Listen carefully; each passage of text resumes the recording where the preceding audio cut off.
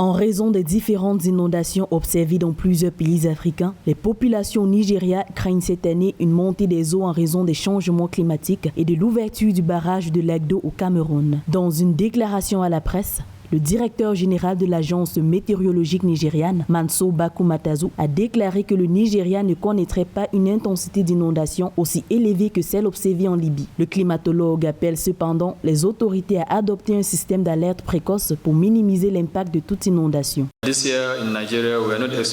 Cette année au Nigeria, nous ne nous attendons pas à de fortes pluies. Nous avons juste des conditions météorologiques et climatiques moyennes avec quelques poches au-dessus et au-dessous. C'est ce qui s'est passé à Maiduguri, Moti, Boti. Ils ont dû prier pour obtenir de la pluie il y a quelques semaines.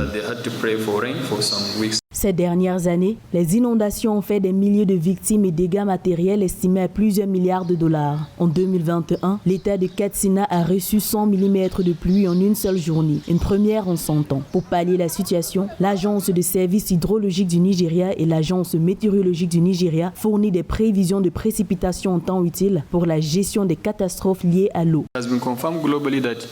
Il a été confirmé à l'échelle mondiale que si les gens sont avertis à temps d'un risque météorologique imminent, le nombre de victimes est réduit à plus de 70%. Mais s'ils reçoivent l'information une semaine plus tard, le nombre de victimes augmentera. Nous recevons nos prévisions climatiques saisonnières près de 6 mois à l'avance. C'est donc un très bon timing. Pour que les prévisions météorologiques fournissent des données de qualité, il est nécessaire d'investir en permanence dans les équipements et d'en évaluer les performances. Le satellite Nigeria Sat-2 a été construit pour fournir des images à haute résolution de la surface de la Terre, mais il a dépassé sa durée de vie.